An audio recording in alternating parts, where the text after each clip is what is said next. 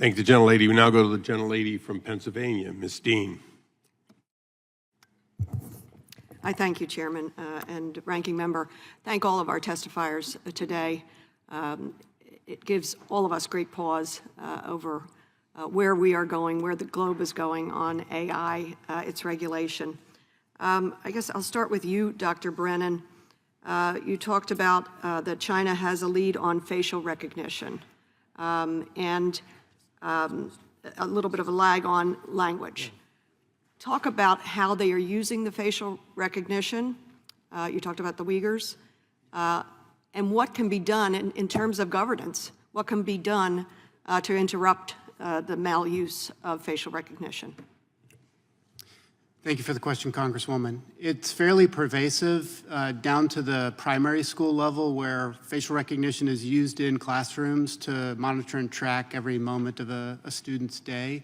It extends into the public spaces when people are walking around the streets. There's constant monitoring and then facial recognition.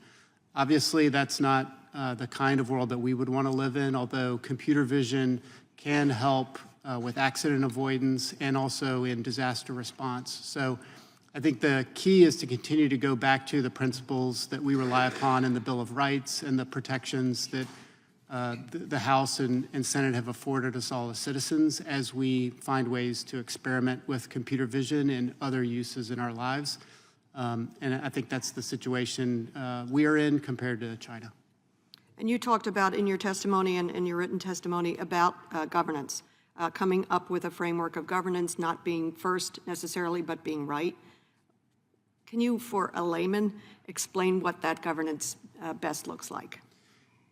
Absolutely. I think some good examples are, if you turn to the Department of Defense, 10 years ago, the leaders in the Department of Defense wrote their first regulation and rule on how to think about autonomy in weapon systems, and they continue to update it.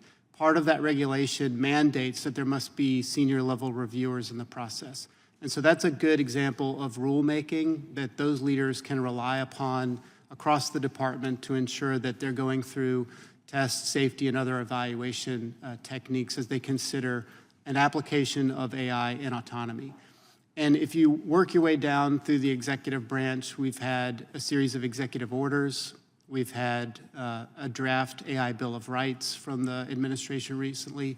We've had voluntary commitments from large companies, and most of it centers around ensuring that humans are in the loop and that there's a rigorous test and evaluation process.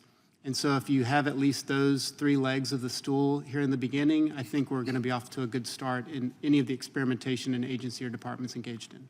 Thank you. It's very helpful. Dr. Hanas, the final thing that you mentioned in your testimony was develop a separate science. I missed your working name for the Science Center. Could you elaborate on that a little bit?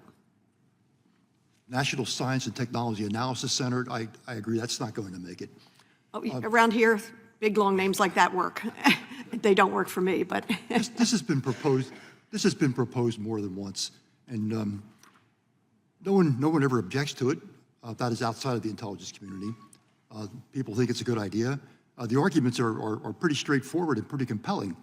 You know, if you want to understand what's happening globally in science and technology, your best source is open source by far. 95, 98% of what's available, you know, you can get through unclassified information. You know, I have seen reports written by the intelligence community that are based almost 100% on open source, and they add a classified snippet here and there, you know, to justify their budgets and whatnot. But the truth is, for S&T, you know, it's all in open source by and large, and we're not prosecuting it. We're not looking at it. I mentioned the number. I'm not exaggerating. This is right out of the horse's mouth. 100,000 people or more that are dedicated professionally in China to pursuing this one discipline. Frankly, I could count on. There were times just one hand, the fingers of one hand, how many people in our community were looking seriously at Chinese S&T. So there's a big disparity. The problem with the intelligence community is that, you know, they understand the issue, they acknowledge it. pay lip service to the fact that it needs to be done, but at the end of the day, they're focused more on current intel. They always have been.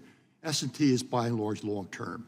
So that's one problem. The other problem is even those within the community that recognize the value of open source itself tend to regard it more as an enabler of the intelligence, the ints that they are budgeted to support. Using open source, for example, to support human targeting or SIGINT, queuing and tipping, that kind of thing. And they rarely go beyond that. I thank you for your answers. Thank you, Professor Sheldon, also for your recommendations, and Dr. Jensen, especially for your optimism. You're right. We are here at an important time. I think this committee knows that. Thank you. I yield back.